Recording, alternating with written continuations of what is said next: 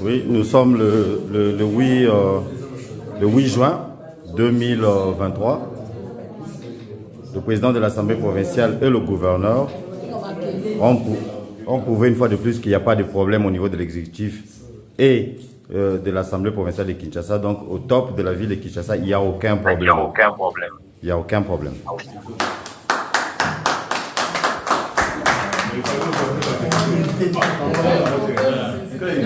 Mbote balandi ya ma mission TV le miroir du monde tokutani lisusu mokolo ya mercredi lelo kotolobela likambo na biso bakinois likambo na biso bakinoise na bakinois tolobela nano likambo etali ville province ya Kinshasa.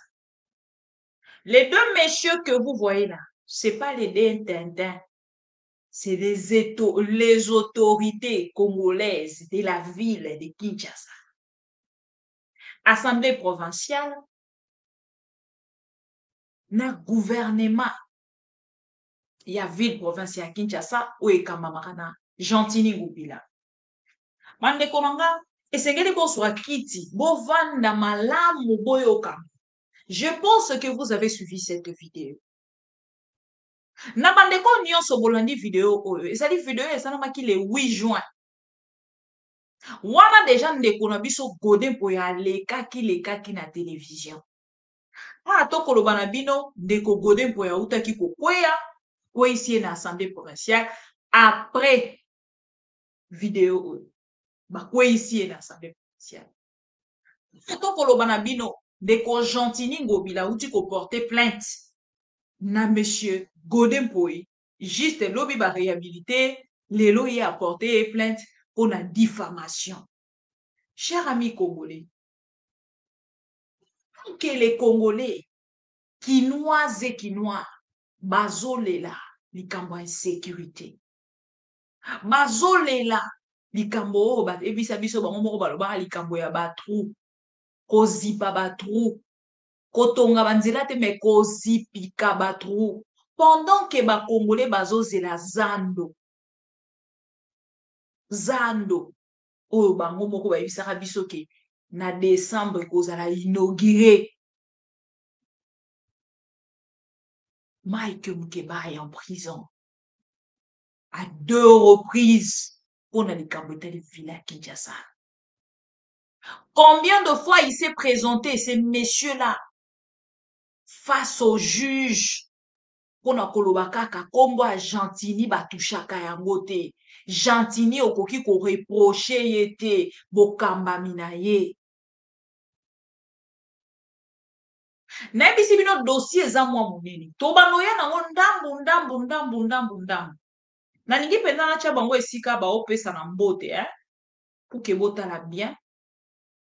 Voilà. To kale photo wana ponela kisa penza niveau Congo ekomi niveau Kinshasa. Ville province ya Kinshasa niveau eko. Tolobaki pona Kimbuta. Non, on a connu des gouverneurs. Le quoi Kimbembe Mazunga. Je ne sais pas où est passé ces messieurs. Toyeba le quoi Kimbembe Mazunga. À l'époque, il y a messieurs wana. On peut vraiment retrouver des choses comme ça. Même si vous avez de problèmes, est-ce que Moroko Matina niveau à afficher un mot na peuple congolais? Peuple congolais, que ces gens-là ne sont pas là pour vous. Ils ne sont pas là pour les Congolais. Ils sont là pour leurs intérêts. Nani akoki koyoka biso. Lelo bokamba miekomina mutu na mutu azana batu na ye. Bato a Gentini Ngobila bakofinga Godin Mpoya. Bato a Godin Mpoya bakofinga Gentini Ngobila. Na poko moto na moto ke kozwa mbongo na ye.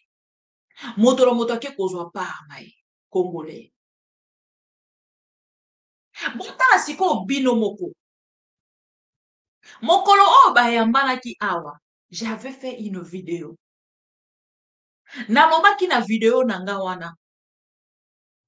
Ke bosangisi bango bazo bongisa lokwa bato bao bongisa libala. Pendant que l'autre ako rejoindre Mike Mukeba en prison. Nayebisaki ndeko Godin Poi. Okotambolo kosala nyonso. Ok, papa pasteur Batio Maboko. Ok, tie pa ya mukuna. Où est la photo, s'il vous plaît? Je suis tellement choquée. Ces pasteurs, non, non, non, non. Ils m'ont choquée comme pas possible. Non, je suis choquée.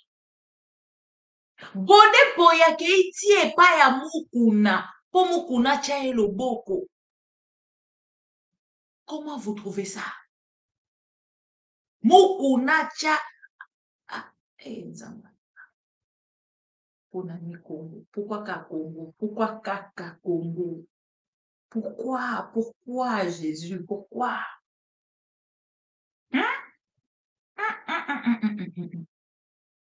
Je cherche cette vidéo-là. Si on a retrouvé à ta photo, ne fils qu'à ta photo. Na kokate ko continuer ceux qui n'ont pas photo wana. Bolimbisa mapinza. Mukuna akei Godin Poi akei pa ya mukuna cha loboko. Pendant qu'Azali déchu. Non, non, non, non, non, non. Je ne saurais pas. Je dois voir cette photo-là.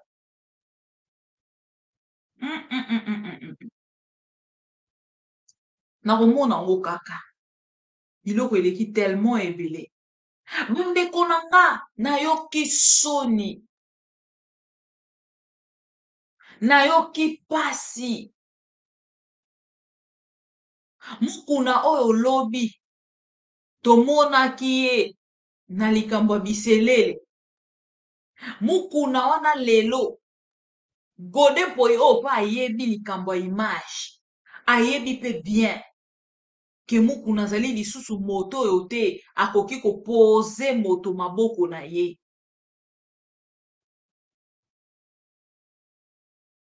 Mais lelo Godin Poi, juste parce que akoluka, bato balobela kombo na ye, akoluka, bato ba commenter sur son sujet. Godin Poi part jusque na kati église ya mukuna. Afukami. Je ne retrouve pas, ça m'énerve. On va retrouver ça torozongela mwata na ba vidéo mususu. Akeiti na kati église ya mukuna, afukami mukuna zotia ye maboko. Non, c'est sérieux ça. Voilà. Siko awa na kati awa, problème eza nini? Bazolobela gestion ya ville à Kinshasa. Ba détournement na ba mbongo oyo emelami na betela bino yango déjà na première émission na. On a ça qui concernant makambo etali ville province à Kinshasa. C'est des messieurs que vous voyez là. Dans on a lobby bien, c'est pas des tintins, c'est les autorités. Il y a ville provinciale Kinshasa. Moko na assemblée provinciale, moko na gouvernement, il y a ville à Kinshasa. Na gouvernement provincial, ezali kokamba na Gentili Ngobila. Akanga mbongo, il y a ba ministre provinciaux. Akanga mbongo, il y a fonctionnement, il y a ville ya Kinshasa. Ndeko na biso azali na prison Mike Mukeba. Mike Mukeba atelemi abeleli mbongo ekauki, babenga ye moto aliboma. J'ai pitié pour ces messieurs-là. Un jour, à kotombwa maka au vrai sens ya mort, tant au pouvoir et à valeur, et qu'au mboka ko. Ndeko Gentili Ngobila, ba dénoncer na makambo ba détournement. Ba dénoncer na makambo etali assainissement ya ville province ya Kinshasa. Boko mona na kati ya ba mai. Ba bidon ya mai ekotonda, ba bidon en plastique ya ba mai ya ba jus oyo ekotonda. Ces gens-là, ces Indiens-là, bakendaka kotika mbongo na biro ya ndeko Gentili Ngobila. Baliaka mbongo ya ba Indien wana ndeko Gentili Ngobila. Ils ont monté un truc là, scénario. Oh non, le quota bidon en plastique. Yaka na yango zwa un dollar. Yaka na yango zwa un, soki 100 000 francs, soki 1500, soki 2000 francs. Lelo ndenge tozoloba boye. Congolais oyo alokotaka bidon. Oyo akendaka kotia azwaka mbongo. Komelanga a na commentaire. Komelanga a na commentaire. Bazalaki ono lokota 10 bidon, soki ti 5 bidon, yaka na yango. Bandeko nanga. Ce que je trouve du mal, et ça que autorité congolaise nyonso à l'exception ya mutu te bakendaka mikili ya poto. Bandeko nanga, nasali 5 à 6 fois l'Europe. Non, nakenda Amérique te. Nasali 5 à 6 fois l'Europe. Bandeko nanga, je suis arrivée dans la maison d'un beau-frère. Bon andanga bien. Nakomi na ndaku ya beau-frère. C'est sa fille de 7 ans. Ndazo ebisanga ke bidon ya mai o ya plastique omeli tata. Batiaka yango esika moko na ba ordure wana te. Il faut l'enlever. Il faut le mettre ici na plastique oyo ya jaune. S'il vous plaît. Et tant nazoloba wana, ndeko Gentini Ngobila une famille en Europe. Plus précisément, na France. Ndeko Godé Poi a une famille en Europe. Plus précisément, en France. Ndeko Félix Tshisekedi, président de la République, a une grande famille en Belgique. Et Tchétchéri et Tchétchéra. Ndeko Jekoko Moulumba Kolobate. Il a aussi une grande famille, toute sa famille, même les enfants, ni tout ça et tout, en Europe aussi. C'est-à-dire, bango nyonso baza bana poto. C'est-à-dire, Seigneur Jésus. Donc, soko tali, tri oyo esalama na poto, pona esalama na Congo, eza possible. C'est faisable. Mais nous n'avons pas des autorités, chers amis. Donc, tri eza obligatoire na Europe. Mais na Congo poto sala tri, bomeli, bosilisi bobwaki en désordre, après bato bakomi kokende kolokota, bakomi koya na yango pour que bapesa mbongo. C'est quoi ça? C'est quoi ça? Et je vois un bon matin, Ndeko Jekoko Moulumba se réveille pour aller arrêter, traquer un monsieur. Yemoko azosa l'auto justice. Pour des sachets. Alobi moto wana. Nakangisaki ye. Akotaki na kasho. Babimisi ye. Atekaka chantage à une seule personne. Pendant qu'il y a les Indiens. Oyo bazo sala ba bidon ya mai. Bazo sala ba bidon ya nani. Bazui na no solution na yango te. Mais il s'acharne sur une seule personne. Disant que la personne était venue pour me corrompre. Bande konanga. Tout ça na bengaka yango. Bolimbi sanga. C'est un grand frère. Mais tant on a otala. Ezaka lo roi de pes. Oye loba kilobi. Na oye ko sala lelo. Elo romote. C'est quand même regrettable. Otali motema na yo fongoli motema no lobi je suis congolaise. So na kela mboka bato mosusu na o respecter. So balobi nanga bidon ya mai oyo ko bwaka ngo na balabala te. Yo moka so otali kaka ndenge eza. Olobi non ko bwaka te. O mona ka on dirait ta so ko ici chingom bako kangao. Et koti na mutu et vandi. Qu'est-ce qui manque à nos autorités pour le faire? Commençons par Monsieur Gentini. Comment tokoki kokoma kosala tri ya moto esi bameli balie basilisi bobwaki après bokomi kokende kolokota boya nango topesa bino mbongo epuis mbongo yango bokei bolokoti mpo bapesa bino mpe mbongo yango ekomi bokendaki bozongaki boyaki bovandaki bakomi kosala bino promesse oyo toenregistre bino déjà na papier oyo bino bokende nanu Comme ça, soko lokoti lisu mususu, oye na yango. C'est quoi ça? Chères autorités congolaises. Bandeko nanga likambo ba chasser, ya ba sachet oyo. Juste kaka na ba sachet wana, bakoki kosala séparation. Bakokaki même ko créer une société. Ya bandeko na biso oka batambolaka na bapusu. Bwaka matiti, bakoki ko créer une société. Pona kosunga kaka fonctionnement, ba recruter bato nyonso bapusu wana. Mais bandeko nanga toza mosika. Ntango natalaka bato ndenge bakokumisa bapoliticien nalelaka à l'intérieur de moi. Toza mosika. Ndeko nanga bima Congo 2 fois. Zonga vanda soko kokotala sungobila na elongi boye. Bima Congo kenda ta Dubai 2 fois.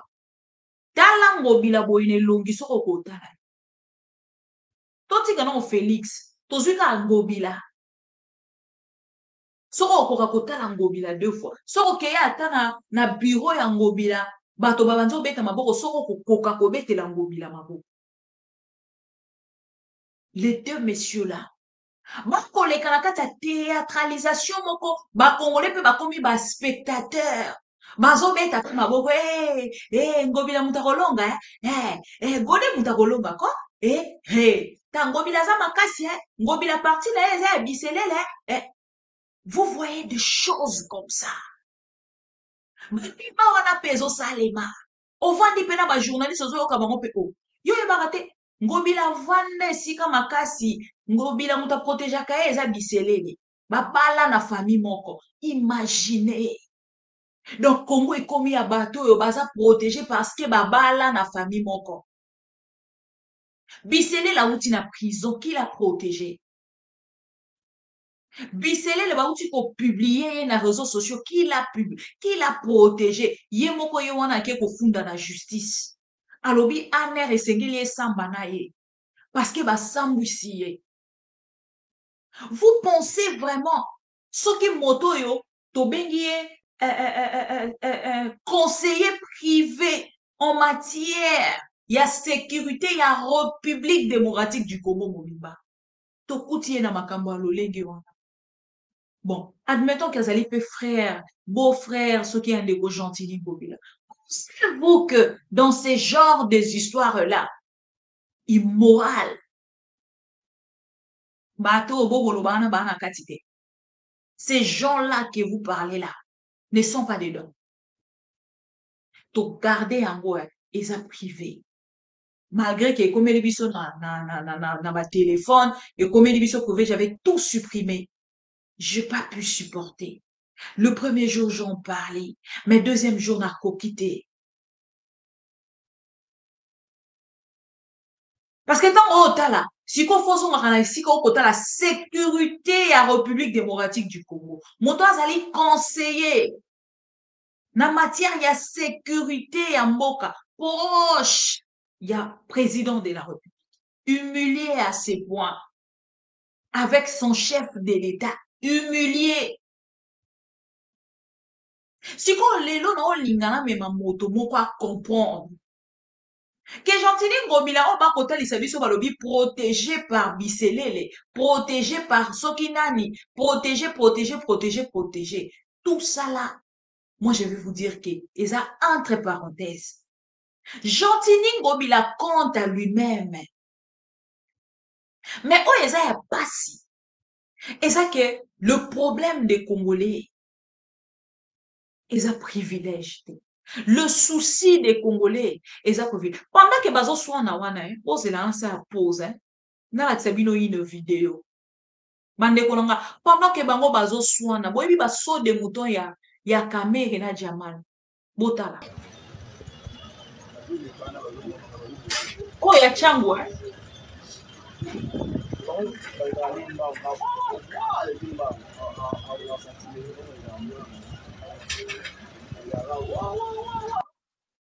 Good morning. On a saut de mouton et habitabe. Bazomona to bazomona te. Bino mosko boye bisanga saut de mouton o mabende se bimi alora mikwe bimi libanda. Donc faut pas bouka ndenge zalaka na goudron soki ekomi place wana etoboki il faut pas bouka babandela. Mais ces messieurs-là aujourd'hui, ministre ya économie, Vital Kamerhe, ministre ya économie, nana olobana et c'est l'ami du chef de l'État. Nana osambisa ye c'est l'ami du chef de l'État. C'est l'homme le plus honnête du chef de l'État. Selon le chef de l'État. So de moutons ya bitabe yango yo, michopo ebimi libanda. Bozo mona bino moko.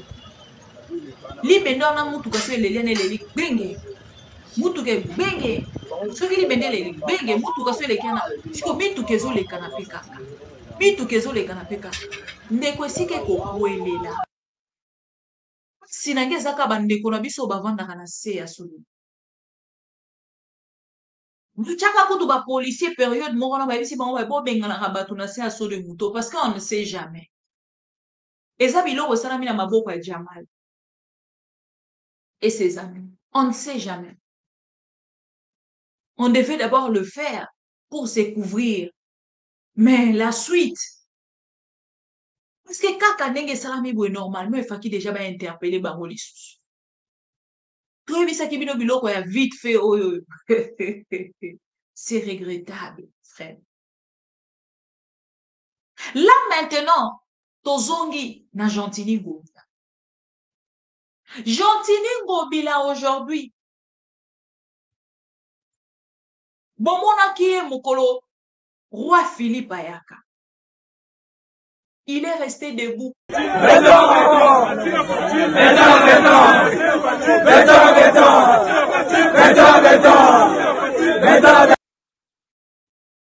Fachi na fachi, beton na beton. Fachi na fachi, beton. Asuki wana te.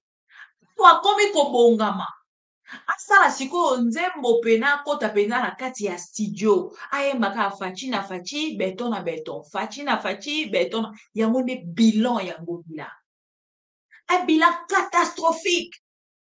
Mais, avec fachi na fachi, beton na beton, il reste là.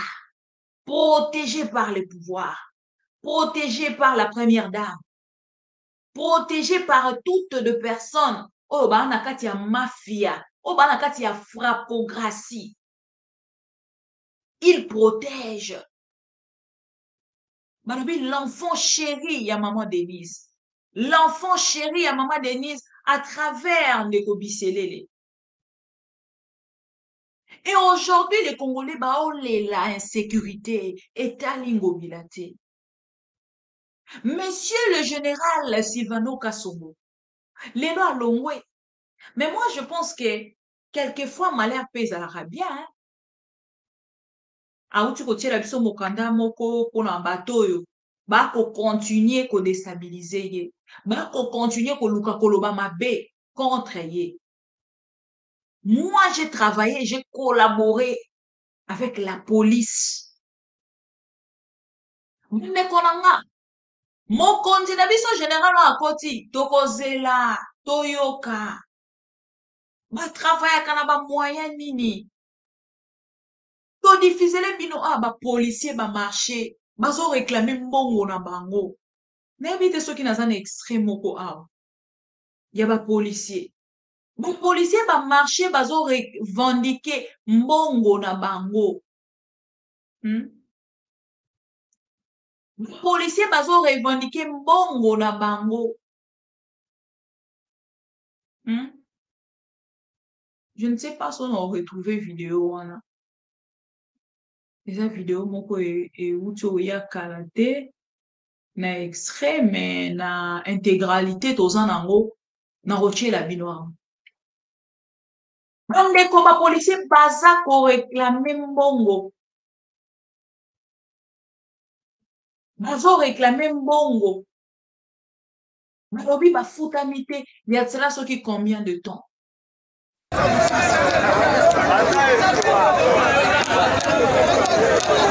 Maman, yo na police osali combien de ans?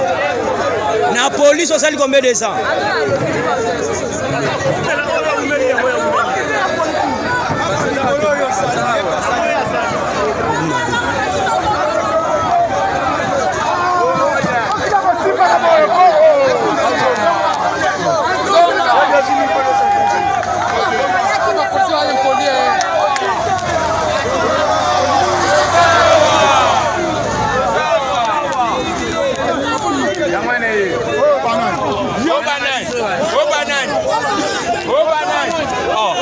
Ça va dire ça filmer, ça va dire ça filmer.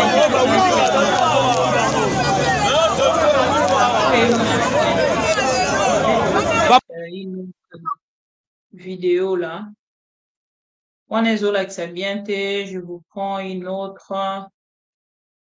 Voilà. Un instant, vous excusez.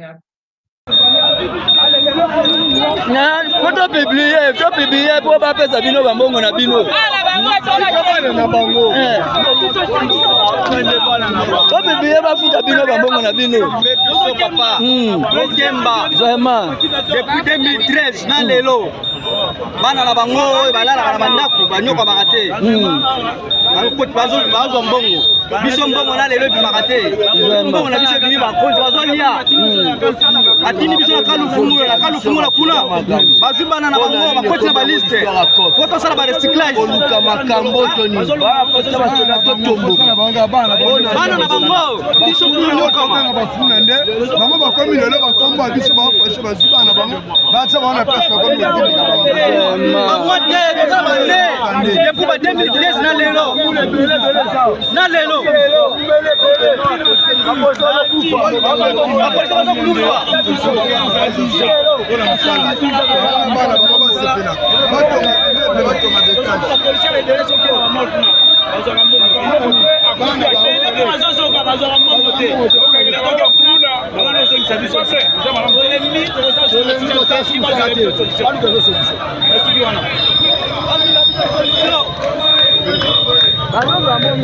Depuis 2013, depuis 2013, bango bazo réclamer bamikonzi bazo akabana na bango o bafuta na bango me bango bato balala kanibanda bazo ja bango.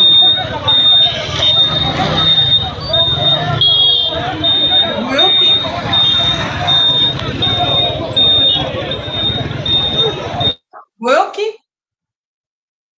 siko bandeko oyo balala kanibanda. Tant mon Félix et Tshisekedi a commis, à coquet kosala quelque chose. Mais avec le pouvoir en place, bao lingabata lisabiso ke bato yo baza ba privilégié za ba garde républicaine. Ba garde républicaine o babate na mokonzi. Bango ne bazali ba privilégié, bango ne ba kozwa mbongo, bango ne ba kosalela bango nyonso na lombango na urgence. Bango balongwe lisusu kuna kobatela mokonzi bakobatela PG ya francophonie. Mokonzi mboka lobaki bo batela PG ya francophonie bakobatela PG ya. Parce que mushiki wabo akoya. La rwandaise akoya. Il le fait c'était ça qui biso que te toroki ko participer na lokwana na Rwanda te toroki ko zangana na ba Rwanda te ba boya même photo sa malukonda boya photo. Na mushiki wabo alobi akokota na photo wana te ba Rwandais baza wana mais mushiki wabo est en train de venir à Kinshasa. Regardez comment ba ko tromper peuple. Et pendant que je vous parle là, basket na biso dames, les dames, il y a basketball, il y a République démocratique du Congo. Ba uti kokoma na Rwanda mukolo alobi mardi. Ba komi na Rwanda mukolo alobi mardi, ba ke ko beta. On est un match, on dirait retour. Baké Kobeta. Match les cas qui va gagner qui biso 82 biso to na 74. Et à Tokoloba, Toké Kobeta score retour. Na momu Tokoloba, République démocratique du Congo et Kobeta contre Rwanda na kati ya Rwanda na Kigali. Qui trompe qui? Qui trompe qui? Et sa question na tout. Maintenant, tous on likambo ndeko Gentini Ngo. Ndeko Gentini Ngo bila asali stratégie na ye ya koyembelaka Félix Tshisekedi pour qu'il maintenir poste wana aza. Soki Fachi alinga alobaka bandi Fachi na Fachi beton na beton. Fachi na Fachi beton esi. Ndeko na biso Mike Mukeba ya banda ko dénoncer depuis. Mais lokola ndeko Godin Poi a bénéficiaka na 100 000 ya motuka, a bénéficiaka na lopango na ma campagne, a bénéficiaka na biloko nyonso oyo azaki kosenga ndeko Gentini Ngobila. Azalaki heureux, akangaki miso. Soki Mike Mukeba azali ko dénoncer bango balobi niet. Oza problème na mutu. Gentini akokamba malamu. Maintenant, à quel moment, mais na circonstance nini, Gentini Ngobila comme mauvais gouverneur. Et moto azali ko dénoncer pasteur pasteur d'une église. Na outre comme mon aventure na emo kwana ko eba chilwe kolonanga chilonanga. Je ne comprends rien du tout. Eh, va congolais peut raconter une histoire. C'est triste, mes chers frères et sœurs. Bon, t'as la siko binomoko. Ndeko na biso gode po ya leki na télévision a dénoncé à 2 ou 3 reprises. Soki bolandi émission na nga wana, je dois chercher cette émission na rediffuser les bino. Na lobaka yango dans cette émission. Comment Nandeko Godin pour y repousser date ya ko ça la point de presse na ye asa na négociation na CA ko ça na Nandeko Gentini et na lobaki yango na kati émission na et ko ça la erreur pour Nandeko Godin pour soki akokende ti na suka te kokende ti na suka déjà na lobaki yango azali moko ya ba figurant yakati ya club soutien Ngobila nakati ya assemblée provinciale. Il y a même des députés provinciaux, il y a UDPS, oh bazali nakati ya liste et entretien poche Ngobila. Et de ko ko se retirer ou ko dénoncer elingi kolobake ba ko kwisa et ça le point de ko Mike Mukeba soki azalaki na poste nakati ya ville ya Kinshasa. Mbelesi bakoyisa ye kala. Parce que pour la kati ya ba club na bango, vous ne pouvez pas dénoncer ndenge ba français balobaka. Les loups ne se mangent pas entre eux. Donc quand tu dénonces l'autre, bango moko na part na bango bako balukela yo.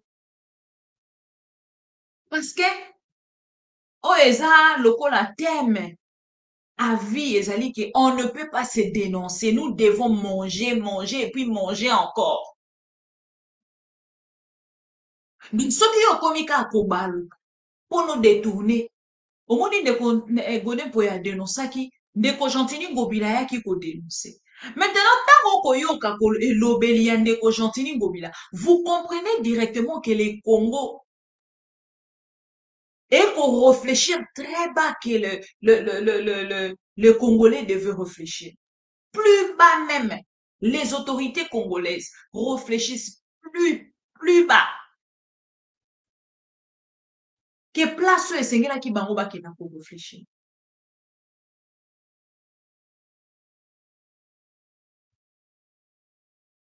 On comment la moto a kota lisabi ngala za kinwa. Mais tant bolo barake ngala za kinwa. Na bota mina Kinshasa. Nazo kamba na Kinshasa. Pourquoi botomboka soki ba katange balobi ke ngape na katange? O eza katanga na biso. C'est ce que je ne comprends pas. Na moni ndeko Bitakwira. Alobi makambo nyonso alobaki.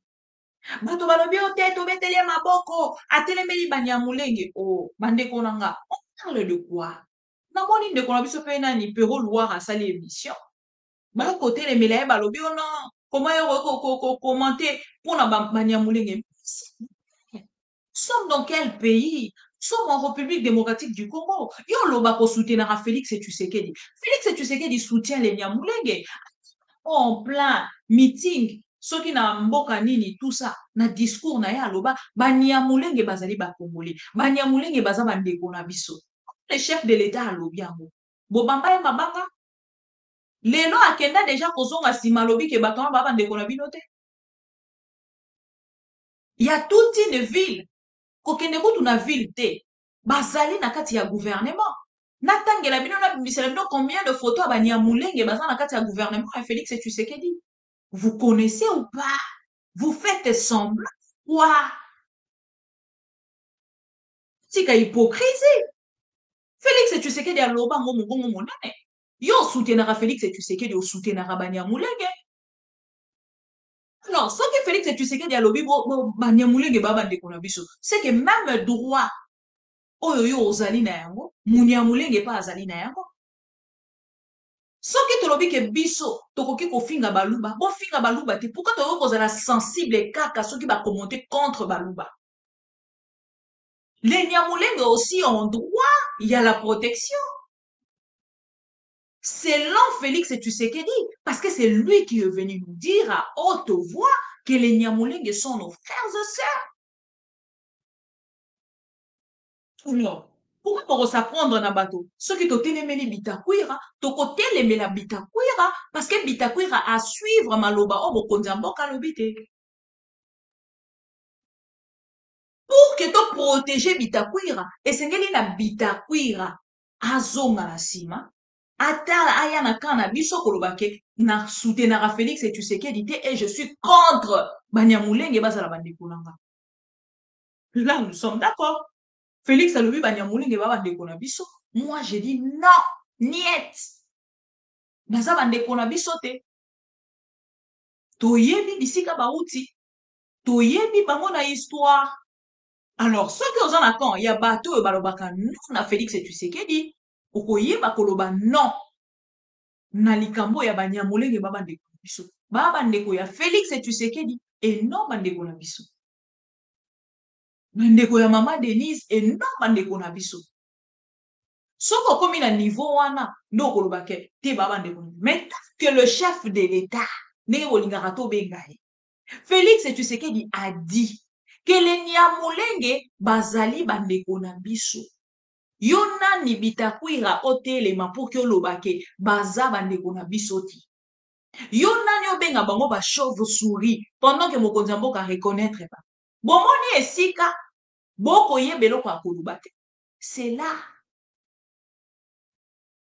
Vous n'avez pas le droit de le rejeter parce que le chef de l'État est avec eux.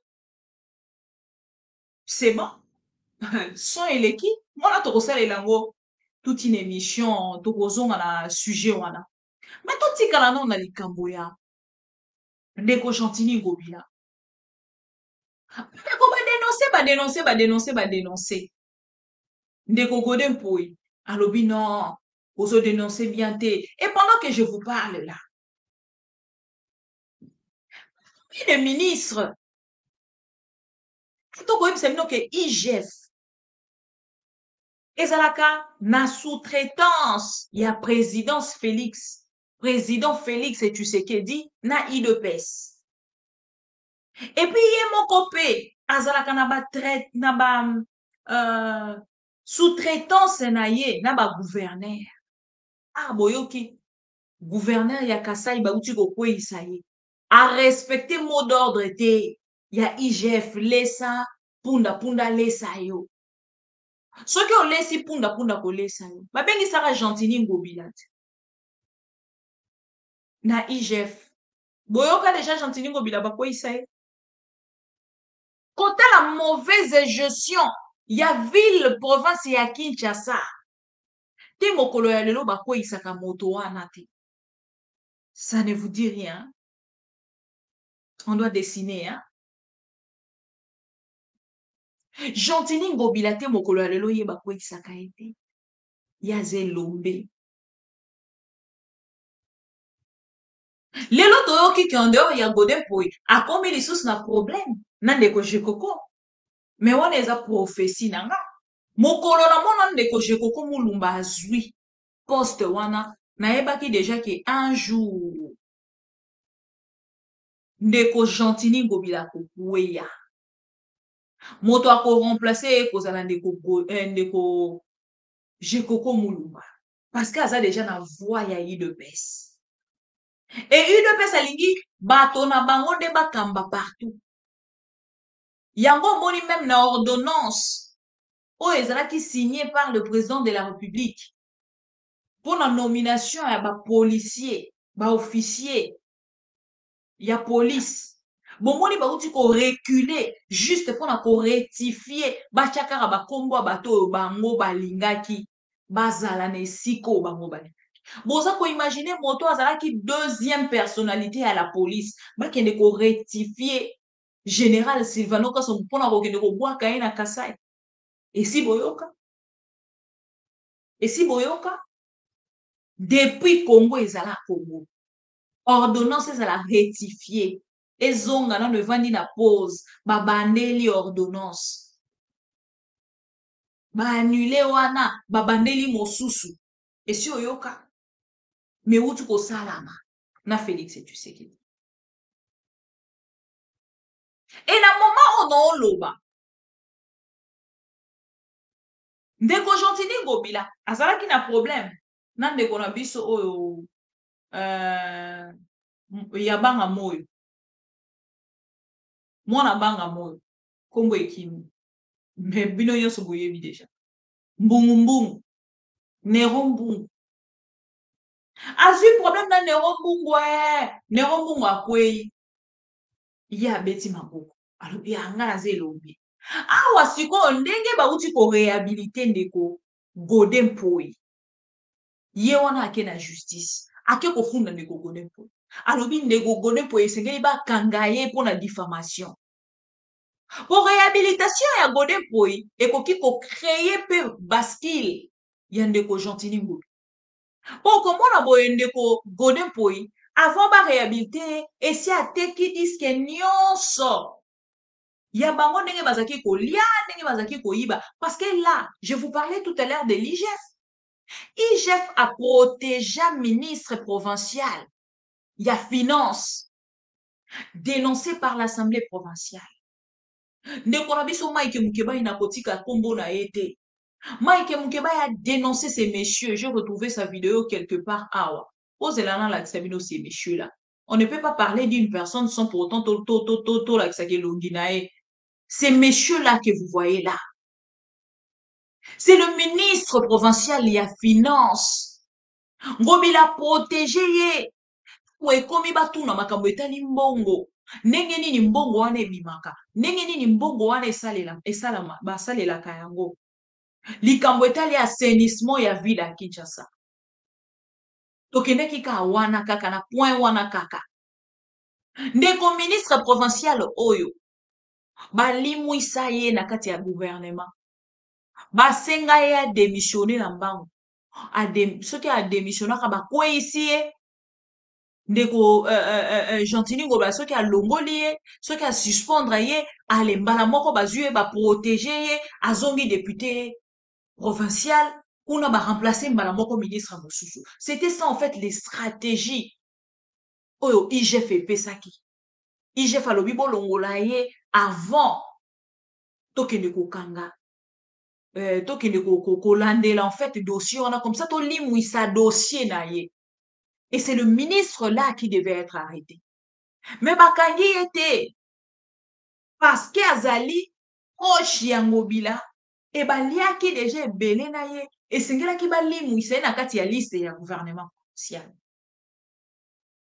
Et baye kolimwisa monsieur oyo et na moment tozolo batikali député provincial dossier ya misolo oyo ebungi na kati ya gouvernement ya Ngobila telelo sans trace. Et un pays comme ça, la vidéo moko. On parle de la République démocratique du Congo balobi, mais pourquoi bozoko soutenir République démocratique du Congo? Boyoka analyse ya moto wana, alobi c'est un pays à corruption. Ah, Seigneur Jésus.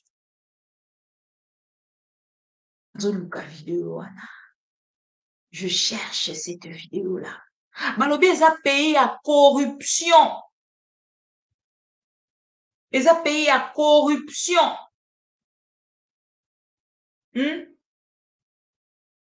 Nazo Lukango. Bozela. Nazo Lukango. Quand je cherche, na retrouver en kaka.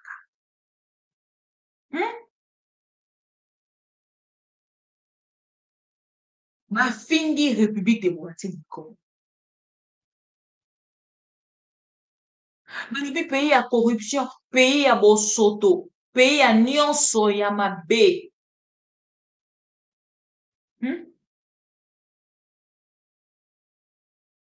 Nao Lukango, je dois retrouver cette vidéo.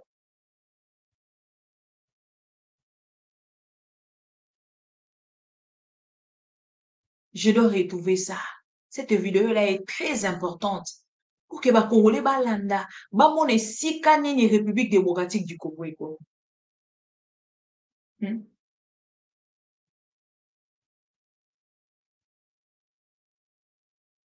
Vous en êtes là, ce qui est là.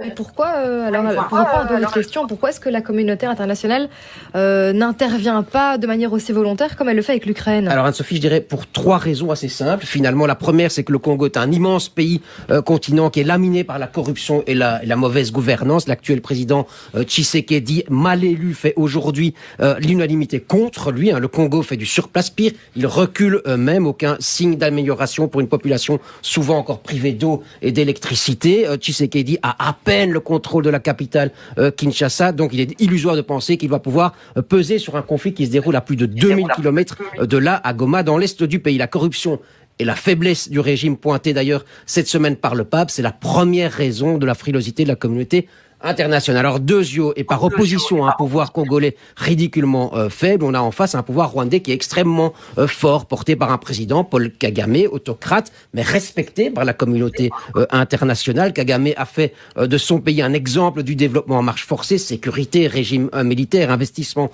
étranger massif, par exemple de la part du Qatar. Le Rwanda préside même la francophonie et accueillera l'année prochaine les championnats du monde de cyclisme, excusez du peu, comme qui dirait. Kagame est puissant. Il n'y a donc pas grand monde dans la communauté internationale pour le remettre à sa place et lui demander de ne pas soutenir les groupes rebelles qui massacrent au Congo. Et troisième raison, ça découle des deux premières invoquées, la lassitude des opinions publiques occidentales et certainement européennes et belges devant l'éternel chaos congolais. Venir en aide au Congo, c'est un peu comme mettre de l'eau dans un panier percé. Je ne sais pas si l'expression est exacte, mais ça veut dire ce que ça veut dire. Ça veut dire que ça ne sert pas à grand-chose. L'argent du développement.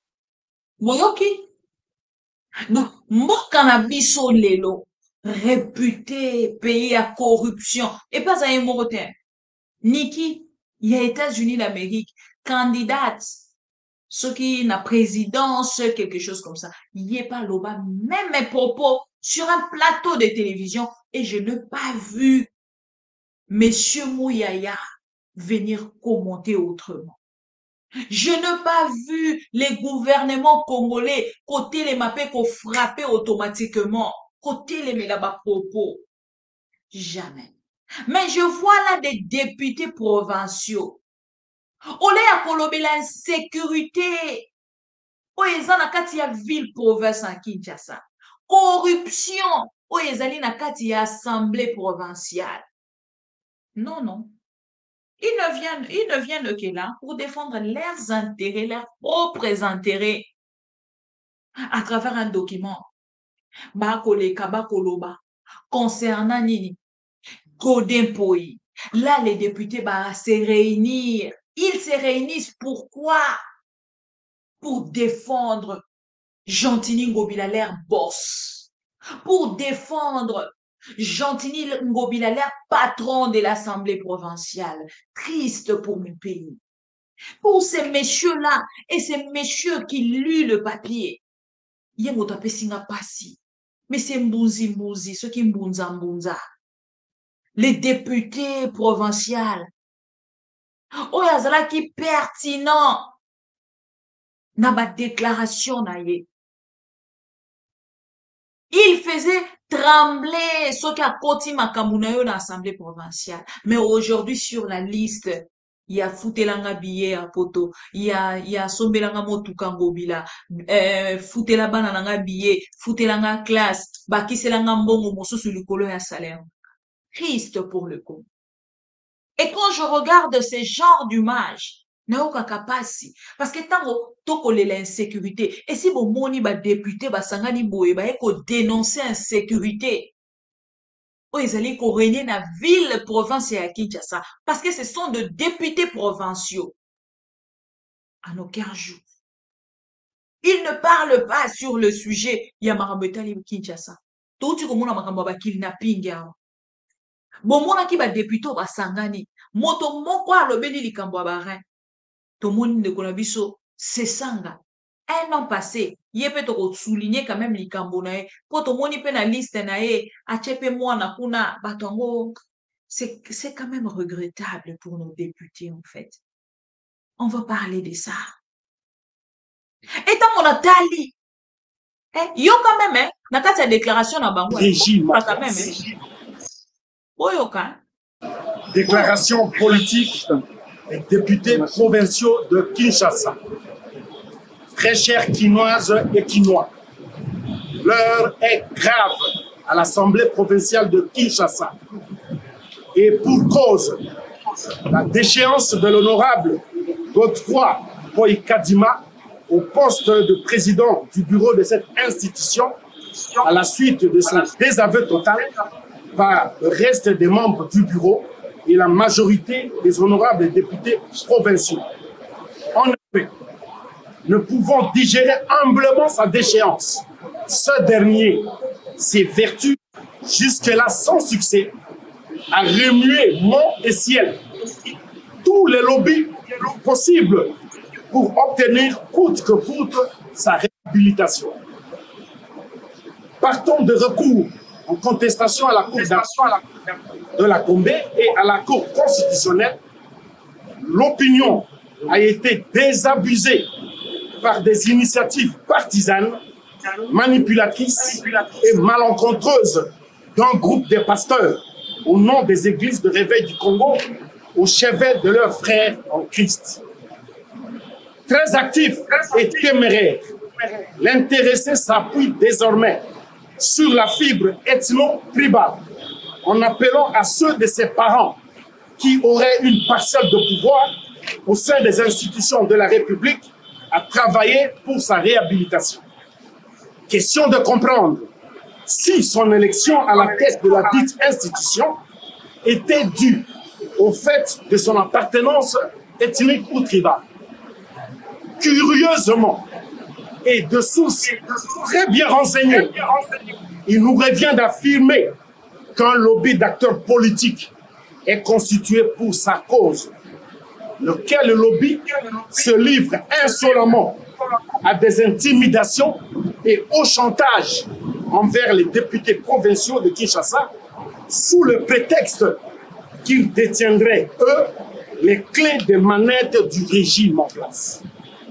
Que ce lobby politique serait capable d'influencer la décision des juges en opposition à la dernière dénonciation du chef de l'État sur le secteur judiciaire.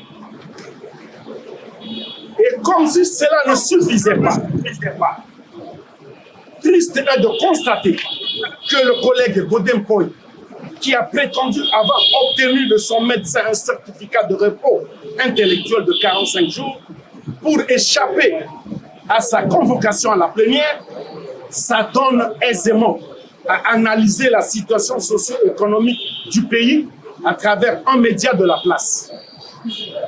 C'est un nouvel acte de mépris pour narguer publiquement les honorables députés provinciaux et les Quinoises et Quinois qu'ils représentent. Certainement avec la bénédiction de ces parrains qui se disent maîtres du système. De ce qui précède, et prenons l'opinion tant nationale qu'internationale à témoin, les députés provinciaux de Kinshasa déclarent ce qui suit. 1. l'Assemblée provinciale de Kinshasa est une institution relevant de la constitution du pays qui fonctionne selon les règles édictées par son règlement intérieur et non d'un salon politique. 2. Les députés provinciaux de Kinshasa se préparent plutôt à l'élection d'un nouveau président en remplacement de leur collègue Godefroy Mpoï-Kadima et non à la distraction. 3. Enfin, les députés provinciaux mettent en garde les artisans du lobby politique en soutien de l'honorable Godefroy Mpoï à mettre un terme à cette machination ridicule au risque d'être livré à la vindicte populaire quinoise. Maintenant, Bolandi, Nasi Sangote Motema, Kanda Makase Matanga. Je ne soutiens ni Godin Mpoï, ni Gentini Ngobila. Maintenant, Boye Bisanga, la déchéance. Il y a M. Godin Mpoï, il a profité de la main. Pour y avoir des questions,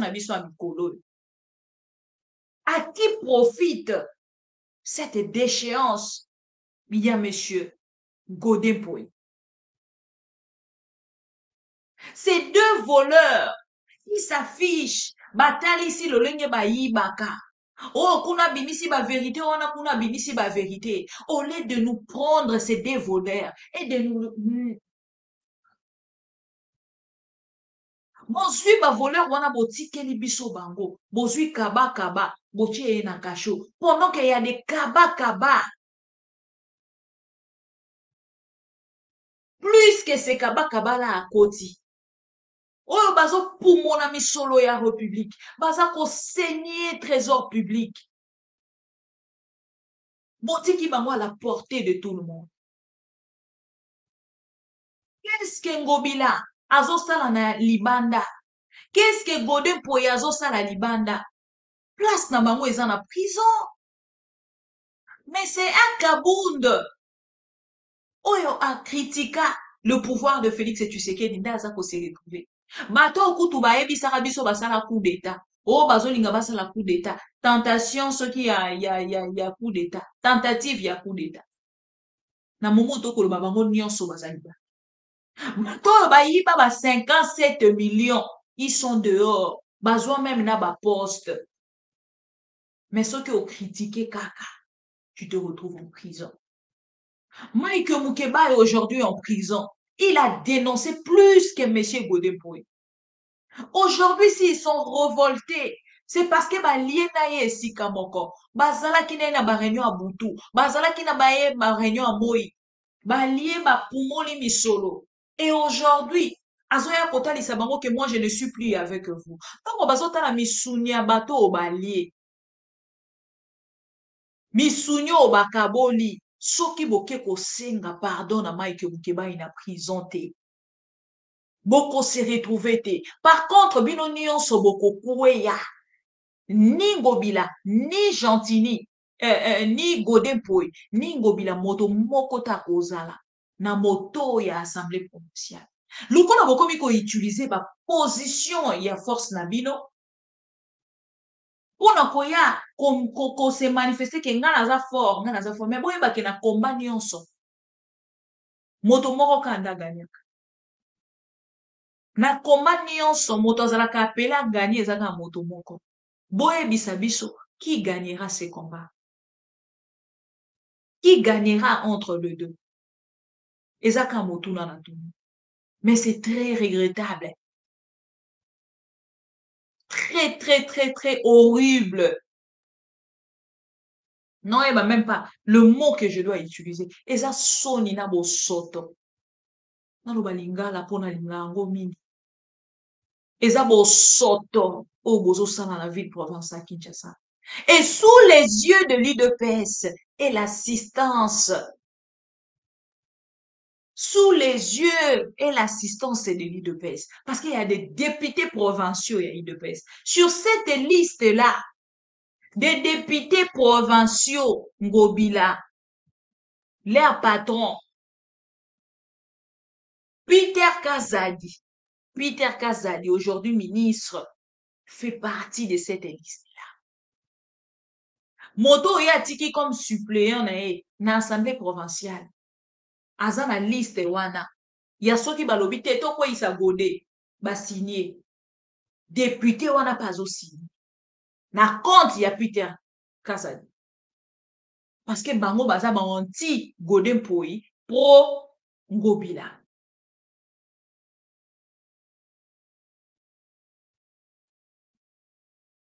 Qui est mieux entre les deux? Personne. Qui est sain entre les deux? Personne. Qu'est-ce qu'ils ont fait pour la République démocratique du Congo? Parti.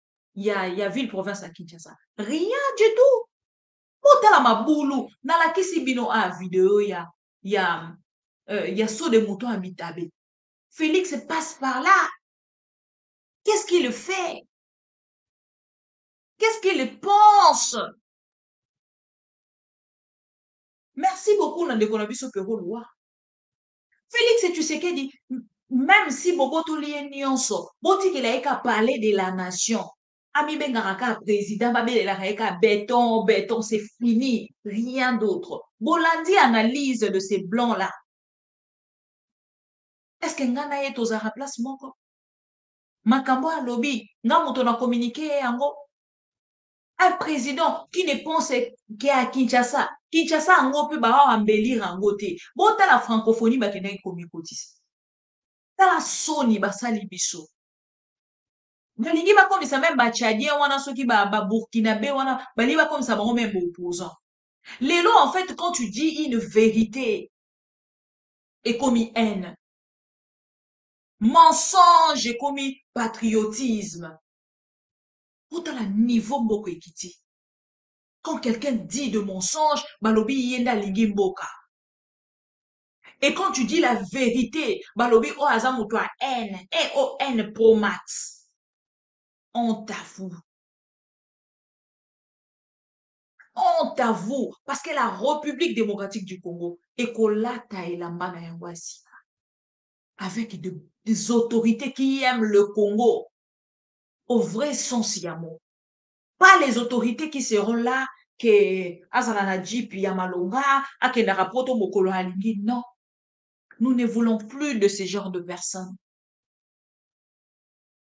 Ces genres de personnes irresponsables, Tolingi Bangoli Soussouté, qui ne se battent que entre eux pour leurs propres intérêts. Non, non, non.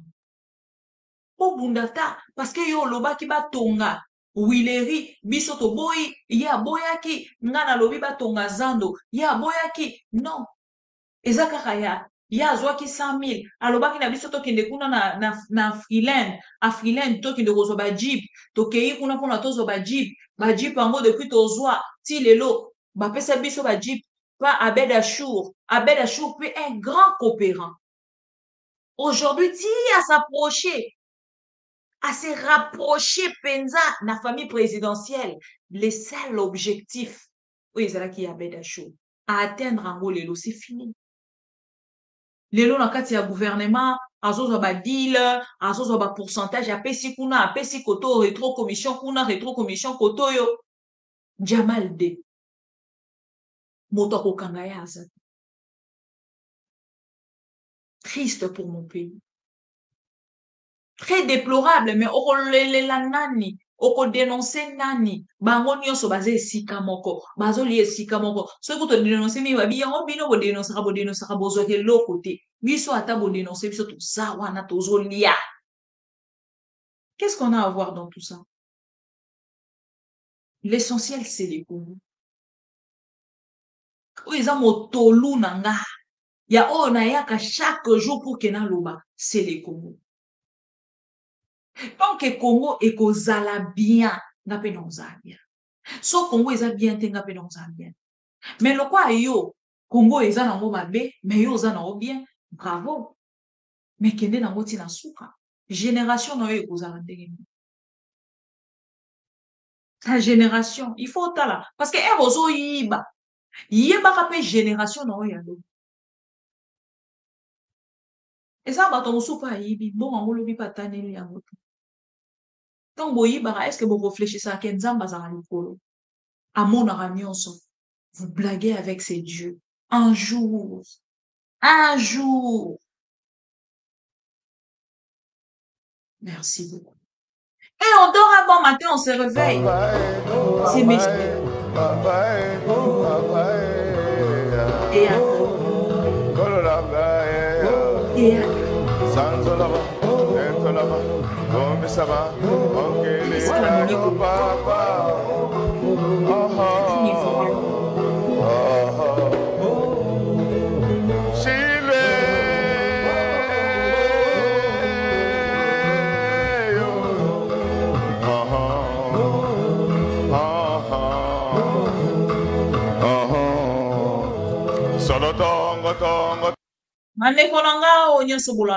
à travers ma mission TV, le miroir du monde. Nous dénonçons chaque jour, mais nous avons des difficultés. Yakoyaka, tout le temps. Pour Nakolobaka, eloko moko pour les Congolais, bazami tout makasi. Les inconscients, on les appelle. Quand tu es pro-Congo, c'est-à-dire aux fanatiques, okumisaka moto te, okumisaka drapeau eza na nsima na nga. Mais malheureusement, pour le Congolais aujourd'hui, bana esengo ya kokomisa mboka lokola Gaulois na Gauloise, warrior na warriors, Kofiette na ba Kofifine, bakomisi mboka bongo. Peuple moko ayebi droit na été. Peuple moko ayebi importance na yete na mboka wana. Yango bomona wana chaka ndeko Jean Kuba. Peuple moko aza na ndombolo partout.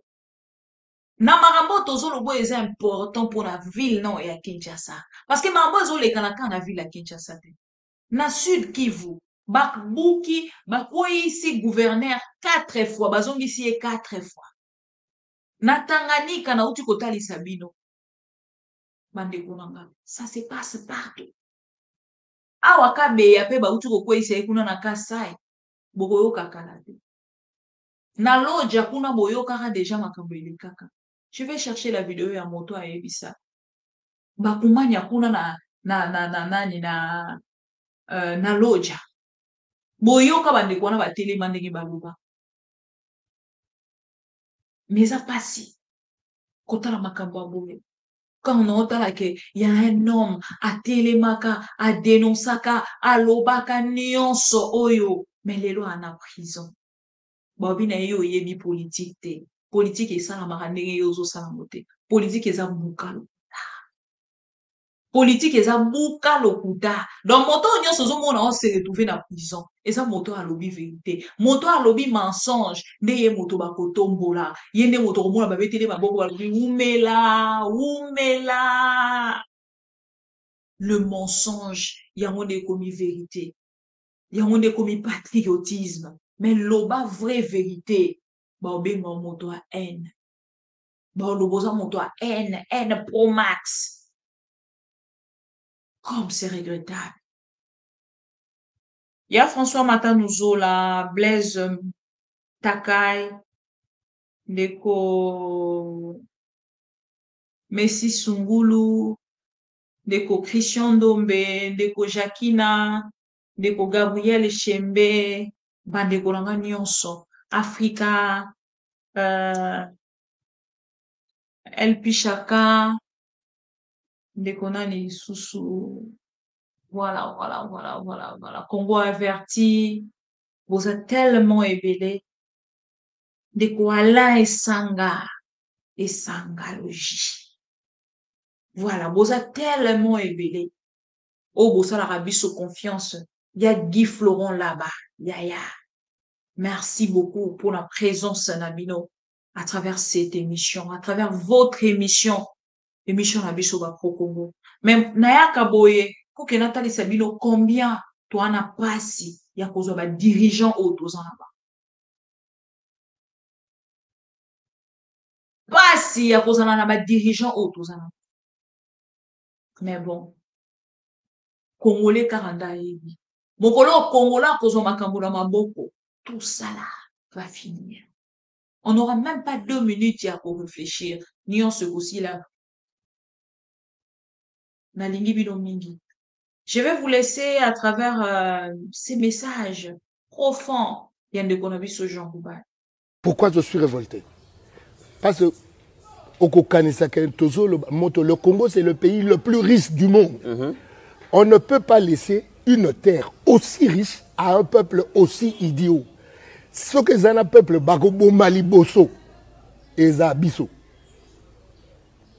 Mindele Baya sur place, Baba Nokotoka Diamango Bango Moko Awa, parce que Batouana Babina Nanu Ndombolo, des idiots. On fait le Ndombolo, la classe politique et ça, Ndombolo, la classe qui se dit religieuse, et ça, Ndombolo, les artistes, Tika Bakolo Ndombolo, vous de la presse, vous êtes ndombolique, la science est devenue Ndombolo. Tu veux que Jean Goubala a révolté? Tu veux que je vive comme tout le monde? Nazoeba ke kalaming telemso ba oboto la biso Congo. Kamwa Rwanda mutu mukebu asa mangungu. Ta combien communauté internationale ta ya Rwanda. Rwanda opena bujama ba ndoge yemoko aningisi Rwanda. Rwanda mayele akoningisa Rwanda. Rwanda comment ça na Congo? Vous voulez que Jean Goubala soit tranquille? Qu'est-ce qui ne marche pas? Mais c'est l'idiotie en Ndombolo ya Congolais. Le Congolais pense Ndombolo en politique, en musique, dans l'église, dans la science, et vous dans la presse. Dans ces hauteurs, le Congolais pense Ndombolo. Vous voulez que Jean Goubala soit content? Jean Goubala a proposé Nini par rapport aux Yonsozo décriés comme fléaux et alliés gangréner société Nabiso. Mais éliminer ma vice, propulser les valeurs, propulser.